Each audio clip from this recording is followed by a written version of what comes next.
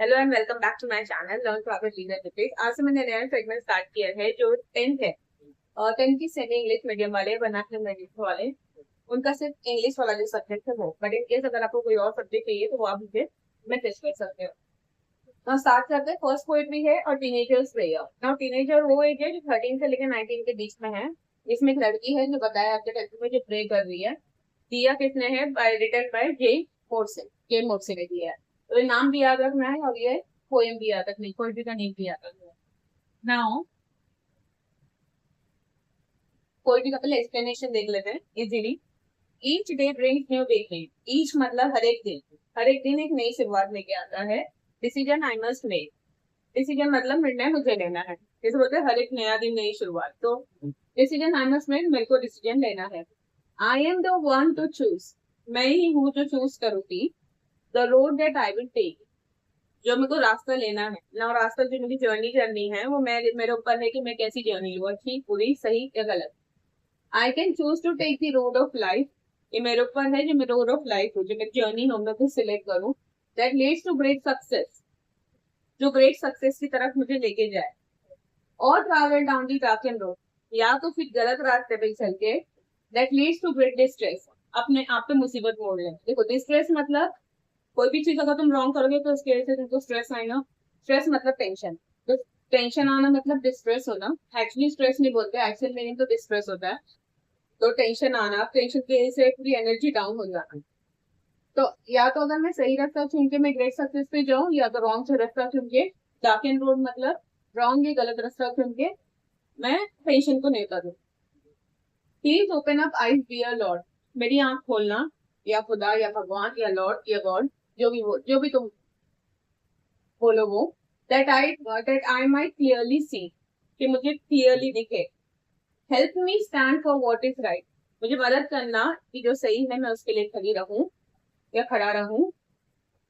और bring out the best in me. और मेरे अंदर से जो बेस्ट है मैं वो पॉसिबल चीज उस पर्टिकुलर चीज को दे। Help Lord to just say no. मेरी मदद करना कि मैं नहीं कहूँ। When temptations comes my way। देखो ना, टेम्पटेशन इसमें यहाँ पोल्ट्री में टेम्पटेशन का मतलब कुछ गलत करना या रॉन्ग फीलिंग, ऐसा कुछ करना। स्ट्रॉन्ग फीलिंग है कुछ रॉन्ग करने के लिए, नेगेटिव फीलिंग। तो यहाँ टेम्पटेशन का मतलब नेगेटिव फीलिंग्स है। तो टेम्पटेशन के अंदर पॉजिटिव फीलिंग्स भी रहती है, लेकिन ये पोल्ट्री में फिलहाल टेम्पटेशन का मतलब है negative feelings. When temptations comes my way। तो ये क्या बोल रहा है कि मुझे मदद करना कि मैं नहीं बोलूँ जब रॉन्ग चीज मेरे दिमाग में आए।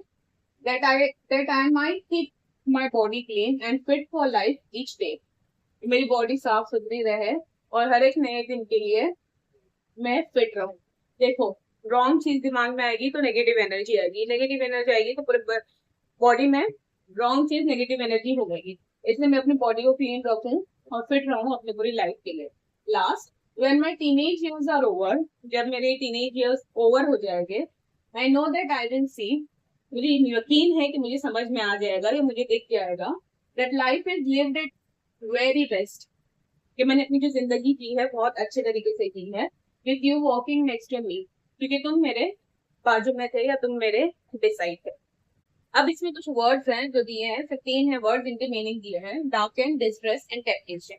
देखो डार्कन मतलब इविल, इविल मतलब कुछ खराब, खराब या गलत, वो है इविल। तो डार्कन, ये डार्कन यहाँ है। On travel down the darken road. Distress, worry या स्ट्रेन। टेंशन, टेंशन के से पूरा बॉडी को स्ट्रेन होना, स्ट्रेन होना पूरी बॉडी अपनी लग जाती है उस पर्टिकुलर चीज को सोचने में, तो पूरी एनर्जी नीचे निकल जाती है, तो वो स्ट्रेन। टेम्पटेशन, कोई अच्छी चीज का भी टेंशन हो सकता है, टेम्पटेशन हो सकता है बुरी चीज का भी, तो यहाँ है बुरी चीज का टेम्पटेशन। स्ट्रॉन्ग विश होना कि कुछ गलत, कि कुछ something to do something bad और रॉन्ग, कि कुछ गलत करे या कुछ रॉन्ग करे, बैड या रॉन्ग करें। तो ये तीन है, तीन वर्ड्स की मीनिंग दी है तुम्हारे टेक्स्ट में। नाउ हम टेक्सचुअल क्वेश्चंस पे आते हैं। इसमें राइमिंग स्कीम क्या है, ये पोएट्री में राइमिंग स्कीम क्या है। देखो राइमिंग वर्ड्स क्या रहते हैं, जो तुम्हारे सेंटेंस है, सेंटेंस के एंड पे जो खत्म होते हैं वो वर्ड्स देखते हैं। वो वर्ड्स नीचे और ऊपर वाले स्टैंजा है। स्टैंजा मतलब क्या, इसमें तुम्हारी पोएट्री में 4-5 स्टैंजा है, एक एक पैराग्राफ है। तो पोएट्री है, इसलिए पोएट्री में पैराग्राफ नहीं बोलते, लेसन में बोलते हैं पैराग्राफ। यहाँ हम स्टैंजा बोले। तो 1 2 3 4, यहाँ फर्स्ट स्टैंजा खत्म होता है तुम्हारा, अगले 4 पे दूसरा, ये थर्ड स्टैंजा, ये फोर्थ और ये फिफ्थ। तो हमको देखना है कि इसमें राइमिंग वर्ड्स क्या है। पहला आपका है बिगनिंग, बिगनिंग्स, तो यहाँ लिखेंगे ए। ओके, मेक, मेक और बिगनिंग एक दूसरे से मैच नहीं होता है, इसलिए यहाँ आएगा बी, क्योंकि ये एक दूसरे से मैच नहीं हो रहा है। चूज, चूज भी मैच नहीं हो रहा है, चूज ना मेक से मैच हो रहा है ना बिगनिंग से मैच हो रहा है, इसलिए यहाँ आएगा सी। लास्ट है टेक, अब टेक चूज से मैच नहीं हो रहा है, लेकिन टेक मेक से मैच हो रहा है, मेक टेक, तो यहाँ आएगा, क्योंकि मेक को हमने बी दिया है इसलिए टेक भी आएगा डी। तो ये राइमिंग स्कीम क्या है इस पोएट्री में यूज हुआ, ए बी सी डी। और इसको प्रूव करते हैं, आगे बढ़ते हैं। लास्ट वर्ड है लाइफ, तो यहाँ आएगा ए। यहाँ लास्ट वर्ड है सक्सेस, यहाँ आएगा बी, क्योंकि लाइफ और सक्सेस मैच नहीं हो रहा है। रोड, अगेन ये मैच नहीं हो रहा है, तो यहाँ आएगा सी। डिस्ट्रेस, तो ये मैच हो रहा है, तो यहाँ आएगा बी, क्योंकि सक्सेस है और डिस्ट्रेस है, तो क्योंकि सक्सेस को बी दिया है इसलिए डिस्ट्रेस को बी। सेम होगा यहाँ, लॉर्ड सी राइट मी, सी और मी मैच हो रहा है, इसलिए यहाँ आएगा बी और बी, यहाँ आ जाएगा ए और सी। नो ए वे मैच नहीं हो रहा, इसलिए ये आएगा बी। क्लीन मैच नहीं हो रहा है, सी। डे, डे मैच हो रहा है वे से, इसलिए यहाँ आएगा बी। लास्ट टाइम का देख लेंगे। ओवर, ए सी मैच नहीं हो रहा है ओवर से, इसलिए बी। बेस्ट, बेस्ट ना इससे मैच हो रहा है ना इससे मैच हो रहा है, इसलिए ये सी। मी मैच हो रहा है सी से, तो सी और मी, इसलिए ये आएगा बी, क्योंकि सी को बी दिया है मी को बी। तो ये तुम्हारा राइमिंग स्कीम है इस पोएट्री का, क्या है, ए बी सी। अच्छा, जैसे अब लेसन में तुम्हारे ग्रामर्स होते हैं, जैसे present tense, past tense, future tense और बहुत सारी चीजें, वैसे तुम्हारे पोएट्री में भी ग्रामर का सेक्शन होता है जिसमें होता है figures of speech. now figures of speech क्या है देखेंगे इसमें। इस पोएट्री में तुम लोगों को 4 फिगर्स ऑफ स्पीच है, एलिट्रेशन, इन्वर्जन, एपिस्ट्रफी और मेटाफर। नाउ जो एलिट्रेशन है, हमको कैसे समझेगा कि ये एलिट्रेशन है, ये पूरे तुम्हारे सेंटेंस दिए रहेंगे तुम्हारे एग्जाम्स में, और तुमको बताना है कि इसमें से एलिट्रेशन क्या है।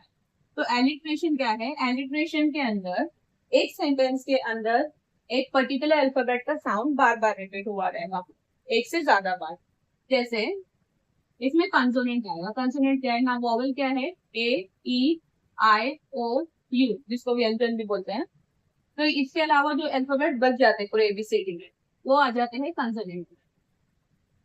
तो इसमें क्या होगा एलिट्रेशन में, इसमें कंसोनेंट का साउंड रिपीट होगा एक से ज्यादा बार। तो इसमें कहाँ है कंसोनेंट, इसमें एलिट्रेशन के एग्जाम्पल कहाँ है वो हम देखेंगे। इन्वर्जन, इन्वर्जन मतलब सीधे तरीके से जो हो सकता है उसको उल्टे तरीके से पूछा गया।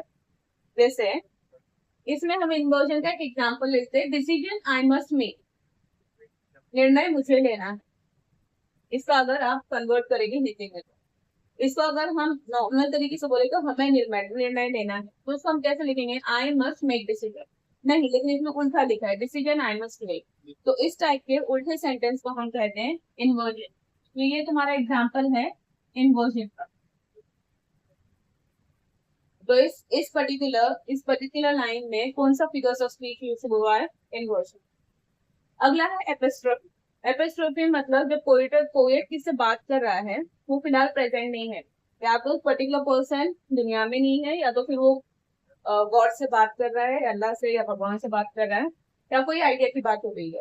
तो एपिस्ट्रोफी में जहाँ वो पोएट एड्रेस कर रहा है ऐसा कोई आइडिया को या ट्रैक को जो प्रेजेंट नहीं है, जो हमें रिटर्न जवाब नहीं दे सकते। एग्जाम्पल है, please open up my eyes dear lord, ये हो जाएगा तुम्हारा एपिस्ट्रोफी। तो इस लाइन में कौन सा फिगर्स ऑफ स्पीच यूज हुआ है, एपिस्ट्रोफी।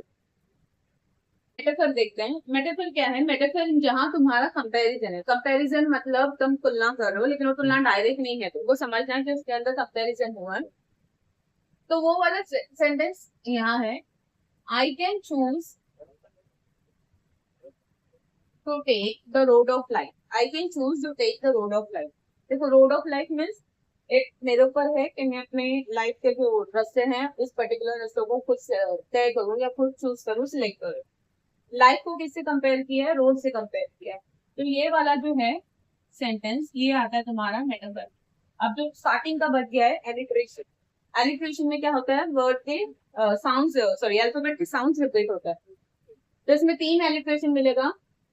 और travel down the dark and road, down का डी और डार्क एंड का डी, दोनों अल्फाबेट रिपीट हुए, ट्वाइस रिपीट हुए, तो ये आ गया एलिट्रेशन। एक और है and fit for life each day. Fit का एफ और फॉर का एफ दो रिपीट हुआ है, तो ये भी आता है एलिट्रेशन। एक और है that life is lived it's very best, ये भी आता है एलिट्रेशन में। लाइफ का एल और लिव्ड का एल, तो अल्फाबेट्स जब रिपीट होगा, साउंड जब रिपीट होगा, तब वो आता है एलिट्रेशन में। इन्वर्जन मतलब जो चीजें सीधे तरीके से प्रेजेंट कर सकते हैं लेकिन जानबूझ के उल्टी तरीके से लिखी है। एपिस्ट्रोफी मतलब जब हम किसी को एड्रेस कर रहे हैं, या तो वो वर्ड हो सकता है या तो फिर एक ऐसा पर्सन जो अवेलेबल नहीं है अभी फिलहाल। मेटाफर जब हम डायरेक्ट कंपैरिजन नहीं कर रहे हैं, इनडायरेक्ट कंपैरिजन कर रहे हैं। एपिस्ट्रोफी में एक और है एग्जांपल जिसमें गॉड से बात कर रहा है, help Lord to just say no, तो ये भी जाता है तुम्हारे एपिस्ट्रोफी में जहाँ खुदा से बात हो रही है। ओके, तो ये तुम्हारे फिगर्स ऑफ स्पीच है, ये उनके एग्जांपल्स है जो तुम्हारे पोएट्री के अंदर है। तो इतने ही आएंगे, इससे ज्यादा तो कुछ पूछेगा ही नहीं। तो जितने भी इसमें एग्जांपल्स दिए हैं अलॉन्ग विद दिस, तो याद कर लो। मैं इसके बाद टेक्सचुअल क्वेश्चन स्टार्ट करूंगी ना, तो टेक्सचुअल क्वेश्चन में ये सब कुछ ऑलरेडी अवेलेबल रहेगा। ओके, तुम्हारे टेक्सचुअल क्वेश्चन है। क्वेश्चन 1 है जिसमें तुमको पोएट्री का ही कुछ पार्ट कंप्लीट करना है। According to the poet dash are brought by each day, हर एक नया दिन हर एक नई शुरुआत लाता है, तो new day new things. We must decide to take the road which leads to dash, जो किस चीज के लिए लीड कर रहा है, ग्रेट सक्सेस के लिए, तो great success. The poet prays to the lord to help him stand for what is right, सही के लिए खड़े रहना, इसलिए क्या right. The poet wants to see that his teenage years have been the dash years of his life, best years of his life। तो अगर तुमने 3 से 4 टाइम पोएट्री पढ़ ली ना, ऑटोमेटिक इसके आंसर तुम बगैर ऑप्शंस के देखे क्लियर कर सकते हो। क्वेश्चन 2 कह रहा है कि तुम उसके अंदर से राइमिंग वर्ड्स निकालो। राइमिंग वर्ड्स ऑलरेडी हमने देख लिया है। पहले स्टैंजा में मेक टेक है, सेकंड स्टैंजा में सक्सेस डिस्ट्रेस, थर्ड स्टैंजा में सी मी, फोर्थ स्टैंजा में वे डे, एंड फिफ्थ स्टैंजा में है सी और नी। क्वेश्चन 3 कह रहा है राइमिंग स्कीम बताओ। राइमिंग स्कीम भी हमने देख ली, ए बी है और सी बी है। क्वेश्चन 4 कह रहा है कि मैंने जो दिया है उसके बारे में, उसके बाजू की फिगर्स ऑफ स्पीच सही करो।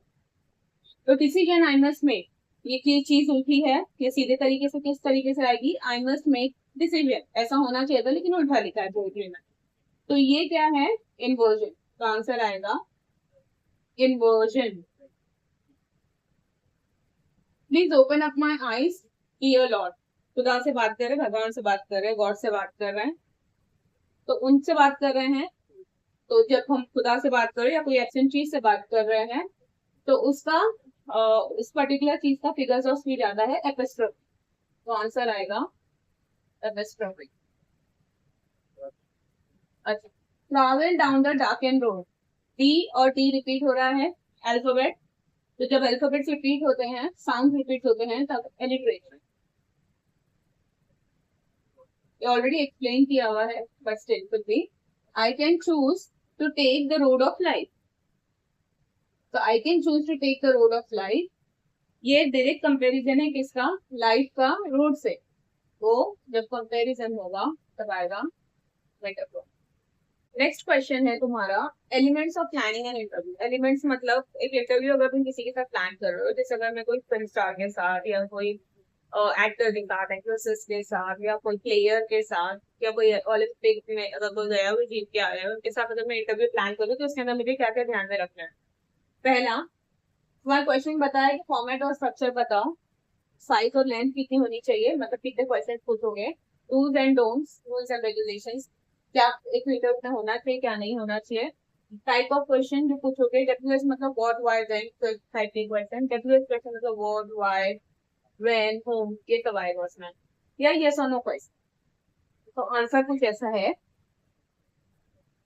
फॉर्मेट और स्ट्रक्चर में क्या होना चाहिए, पहले इंट्रोडक्शन होना चाहिए, पर्सन जो आया है तुम्हारे इंटरव्यू अटेंड करने, तुम जिसका इंटरव्यू ले रहे हो उनका इंट्रोडक्शन, फिर तुम्हारे क्वेश्चन तुम पूछोगे, फिर उसके आंसर्स रिकॉर्ड करोगे जो भी पर्टिकुलर बंदे ने आंसर दिया है, फिर उसके कंक्लूजन मतलब एक निर्णय पे आना और फिर बाद में उस पर्टिकुलर पर्सन जो आया है उसको तुम थैंक यू बोलो। साइज और लेंथ कितनी होनी चाहिए इंटरव्यू की? How much? तो अबाउट 10 to 15 क्वेश्चन पूछ सकते हो, 10 से 15 क्वेश्चन पूछ सकते हो। 10 या 20 मिनट तक का लंबा इंटरव्यू होना चाहिए।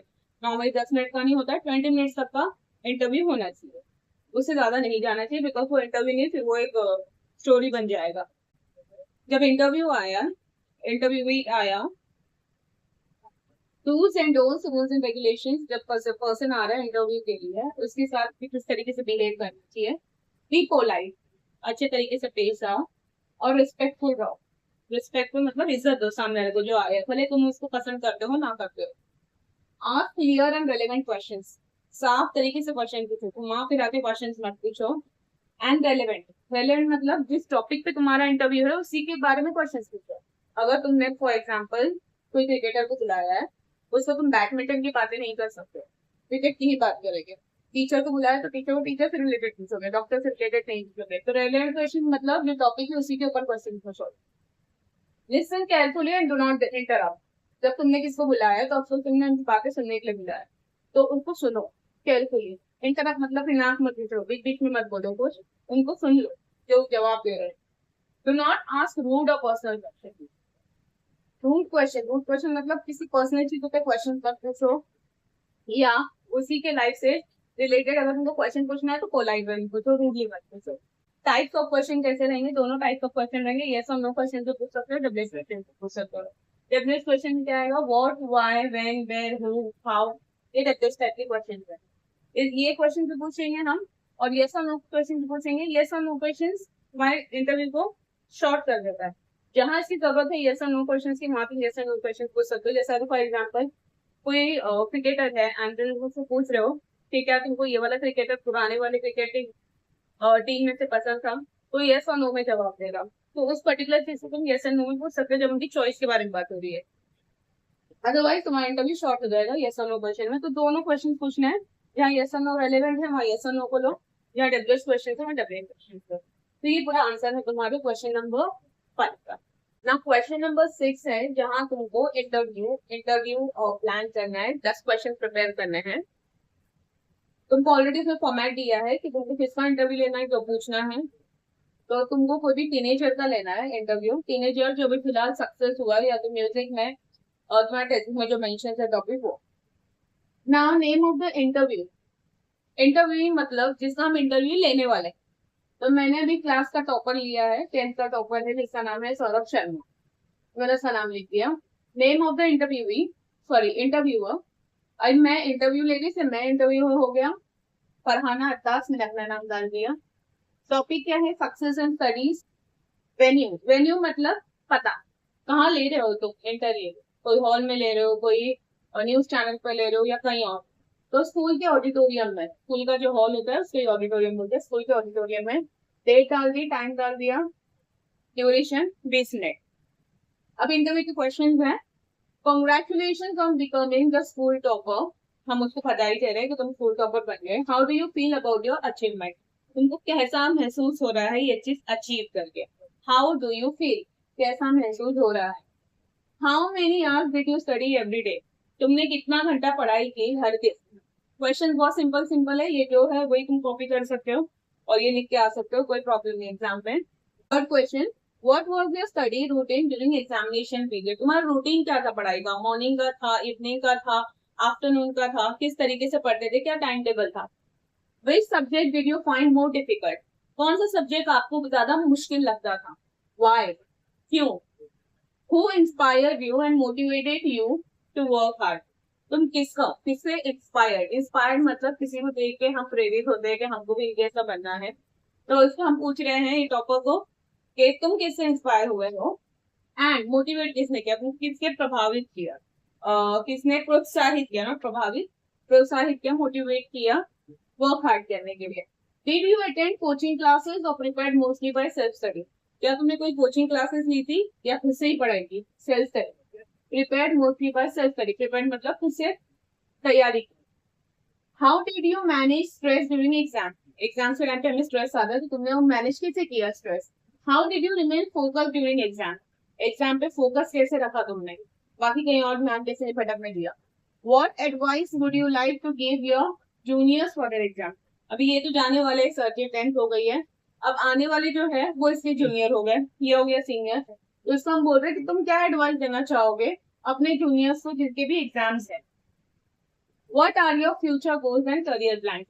अब जैसे कि तुम्हारी 10th खत्म हो चुकी है तो तुम्हारा फ्यूचर गोल क्या है, आगे क्या लेने वाले, कौन से स्ट्रीम में जाओगे, फ्यूचर प्लान्स क्या है, वो हम पूछ रहे हैं। तो ये 10 क्वेश्चन है, बहुत सिंपल क्वेश्चन है, ये जो डाउन कर लो। क्वेश्चन 7 है, क्वेश्चन 7 बता रहा है कि एप्रिसिएशन बोलो पोयम का ना। एप्रिसिएशन क्या है, तुम्हारा जो पोयम है, पोयम के अंदर जो जो चीज अवेलेबल है वो इन शॉर्ट छोटी सी समरी हो जाती है, ऐसा समझो। देख लेते क्या है। टाइटल क्या है, अ टीनेजर्स प्रेयर। तुम्हारे पोएट्री का नाम है, जो पोएम का नाम है उसका तुमको नाम लिखना है, टाइटल है। पोएट, पोएट मतलब किसने लिखा है, तो रिटन बाय जे मोरसेन। वहां नीचे पोएट्री के एंडिंग पे इसका नाम लिखा है जे मोरसेन। तो पोएट कौन है। राइम स्कीम, राइम स्कीम हमें पता है ABCD. Favourite line, favourite line तुम्हारी मर्जी से जो तुम्हें उठाना है तुम उठा सकते हो। मैंने लिया है I can choose to take the road of life. ये मुझे क्यों पसंद आई, as it shows your power to choose. ये मुझे इसलिए पसंद आई क्योंकि ये लाइन बताते हैं कि तुम्हारे पास पावर है चूज करने के लिए। तो जो तुमको पसंद आई वो लाइन ले सकते हैं, और क्यों पसंद आई वो उसका तुमको थोड़ा छोटा सा एक्सप्लेनेशन लिखना है। थीम और सेंट्रल आइडिया, आइडिया क्या है पोयम का, तुम्हें क्या टीच कर रही है poetry. The poem teaches us that our choices and decisions shapes our future. जो तुम सिलेक्ट करोगे अपने जिंदगी में, जो डिसीजन लोगे, जो चूज करोगे, वही तुम्हारे फ्यूचर को शेप करेगा। सही चूज करोगे तो सही चीज शेप करेगी, रॉन्ग चूज करोगे तो रॉन्ग होगा। तो the poem teaches us that our choices and decision shapes our future. Our future मतलब अपना फ्यूचर, हमारा फ्यूचर। फिगर्स ऑफ स्पीच मालूम है, जो 4 ही फिगर्स ऑफ स्पीच में मेटाफर, एलिट्रेशन, एपिस्ट्रोफी, इन्वर्जन। इसका शॉर्टकट मैंने दिया है आई एम। आई से इन्वर्जन, ए से एलिट्रेशन और एपिस्ट्रोफी, और एम से मेटाफर। अगर याद नहीं रहा तो ये शॉर्टकट है, ए आई ए स्क्वायर एम। स्पेशल फीचर्स, इसमें टाइप ऑफ पोएम, लैंग्वेज मतलब पोएट्री का जो पोएम है उसका स्टाइल क्या है, उसका टोन क्या है, टोन अच्छा है बुरा है वो लिखना है। तो सिंपल लैंग्वेज है, सिंपल लैंग्वेज इंग्लिश बहुत सिंपल है इसकी। Simple language, tone of the poem is sincere and hopeful. Sincere मतलब मासूम सा, मासूम सी अपील है जो लड़की कर रही है और गाइडेंस मांग रही है। एंड होपफुल, होपफुल मतलब उम्मीद, आशा। तो आशा भी प्रकट कर रही है ये poem. The poem is devotional, devotional मतलब जब हम किसी को सरेंडर करते हैं कोई चीज गाइड करने के लिए, तो इसमें एक लड़की है जो प्रे कर रही है, जो खुद को सरेंडर कर चुकी है गॉड को गाइड करने के लिए। तो पोएम डिवोशनल है, तो poem is devotional. Why I like and dislike, तुमको क्यों ये पसंद या नापसंद है। नापसंद है तो उसका भी रीजन लिख सकते हो, और पसंद है तो उसका भी। नॉर्मली हम नापसंद नहीं लिखते, तो पसंद है तो उसका रीजन क्या है। मुझे पोएम इसलिए पसंद आई because it gives positive message, positive message दे रही है टीनेजर को कि वो उनकी लाइफ डिसिप्लिन तरीके से जिए और मीनिंगफुल तरीके से जिए। उनकी लाइफ अगर डिसिप्लिन रहा, डिसिप्लिन मतलब सब अपनी तरीके से जगह पे हर चीज, तो उनकी लाइफ भी मीनिंगफुल है। तो ये एप्रिसिएशन है पोएम का, और ये पूछते भी है। तो एप्रिसिएशन में ये इतना एप्रिसिएशन, शॉर्ट एप्रिसिएशन है, कहीं तुम देखोगे और तो और इससे बड़े बड़े एप्रिसिएशन रहे हैं। देखो तुम, अगर इसमें तुमको कुछ और ऐड करना है तुम्हारी मर्जी से तुम ऐड कर सकते हो, otherwise this appreciation is enough for exam. Question 8 कहता है कि तुम अपने हिसाब से अपने प्रेयर को कंपोज करो तुम्हारे लैंग्वेज में। मतलब हमको प्रेयर बोलना है, मतलब अपने हिसाब से जो तुमको मांगना है, जो प्रार्थना करनी है, जो दुआ मांगनी है, जो विश मांगनी है, तुम मांगो और कंपोज करो। और फिर उसको तुम चाहे तो पोएट में कन्वर्ट कर सकते हो, पोएट्री में। तो हम सिर्फ कंपोज करेंगे। Now dear god I am now soon going, this answer है क्वेश्चन 8 का। So dear God, I am now soon going to be an adult. या अल्लाह या भगवान या गॉड, मैं भी अभी कुछ दिनों में टीनेज में कन्वर्ट होने वाला हूँ। तो help me to choose good over evil, मेरी मदद करना कि मैं हमेशा अच्छी को चुनूं बुराई के ऊपर, और मोहब्बत को चुनूं या लव को चुनूं हेटेड के ऊपर, नफरत के ऊपर। तो लव अनहेटेड, हेटेड मतलब नफरत। And help me to be kind, kind मतलब दयावान, ऑनेस्ट ईमानदार, और हार्ड वर्किंग, हार्ड वर्किंग मतलब मेहनती। हेल्प करना कि मैं तीनों चीज बनूं, मैं काइंड बनूं, मैं ऑनेस्ट बनूं, ऑनेस्ट, हाँ ऑनेस्ट नहीं, हाँ ऑनेस्ट और hard working. Protect me from wrong choices, मुझे बचाना अगर कोई रॉन्ग चॉइसेस है तो मुझे गाइड करना कि रॉन्ग है, तुरंत क्लिक हो जाए और मैं उसका ना सिलेक्ट करूँ। एंड बैड कंपनी, और कोई बुरी संगत है तो मुझे उससे ही बचा देना। Bless me with courage, bless me, मुझे आशीर्वाद दो कि मुझ में करेज, कॉन्फिडेंस और मेरी हेल्थ गुड रहे। गुड हेल्थ मतलब सेहत अच्छी रहे, कॉन्फिडेंस मालूम है किससे बोलते हैं, करेज मतलब मेरे में हिम्मत देना, तो मेरे में अच्छी हिम्मत देना, कॉन्फिडेंस देना और गुड हेल्थ देना। ऑलवेज बी असाइड मी, हमेशा मेरे बाजू में रहना या हमेशा मेरे साथ में हो। ये छोटा सा प्रेयर है जो कंपोज किया है, ये तुम पढ़ सकते हो, एग्जाम में भी तुम ये लिख सकते हो। अब क्वेश्चन 9 है, क्योंकि मैं लिख नहीं रही हूँ, ये तुमको खुद करना है, तुम्हारी पर्सनल एक्टिविटी है। लुक अराउंड योर विसिनिटी, तुम्हारे आजू बाजू देखो नेबरहुड में, your family, friends, neighbours, classmates, etcetera, and right about any 4 teenagers who have made a name for themselves by doing something extraordinary. तो इनके बारे में कोई भी 4 टीनेजर्स जिसने तुम्हारे विसिनिटी में, जिसने तुम्हारे नेबरहुड में अच्छा किया, उनके उनके बारे में तुमको पूछना हो, लिखना है, तुम आगे जो पूछ के लिख सकते हो।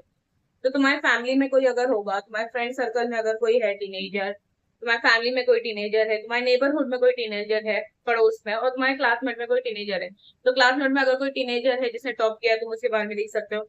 नेबर में कोई ऐसा टीनेजर है जिसने सोशल वर्क मतलब जो हम कंट्री के लिए करते हैं, जैसे साफ सफाई से रिलेटेड हो गया, या जैसे कोई आश्रम में कुछ देना लेना हो गया, तो वो सोशल वर्क में आएगा। फ्रेंड में अगर किसी ने ये चीज किया या फैमिली में, तो उसके बारे में तुम खुद पूछो एंड तुम खुद लिख सकते हो।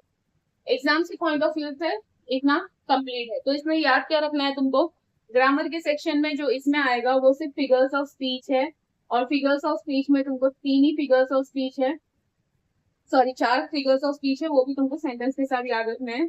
आई, ए स्क्वायर, एन। आई से क्या आएगा, इन्वर्जन, इन्वर्जन मतलब सीधी चीज को उल्टी तरीके से लिखा है। ए से आएगा एपोस्ट्रोफी, एपोस्ट्रोफी मतलब जब तुम खुदा से बात करो, भगवान से बात करो या गॉड से बात करो, तो एपोस्ट्रोफी, या कोई इंसान जो प्रेजेंट नहीं है, जो जिंदा नहीं है, उससे बात करो, जो अपनी और रिटर्न रिप्लाई नहीं दे सकता। और ए से है एलिट्रेशन, एलिट्रेशन मतलब जहां तुम एक अल्फाबेट एक से लाइन में एक से ज्यादा बार रिपीट हुआ है, तो एलिट्रेशन। और मेटाफर, मेटाफर जहां तुम्हारा कंपैरिजन है, डायरेक्ट कंपैरिजन, कंपैरिजन मतलब तुलना नहीं रहेगी, इनडायरेक्ट रहेगी, वो जो हमको समझना है। टिल देन के लिए इतना ही। इससे रिलेटेड, इस पर्टिकुलर पोएट्री से रिलेटेड अगर कुछ और डाउट्स है एग्जाम के पॉइंट ऑफ व्यू से, तो तुम मुझे वो चीज और टेक्स्ट कर सकते हो। टिल देन के लिए take care of yourself, take care of your surroundings, stay fit, stay healthy and eat healthy.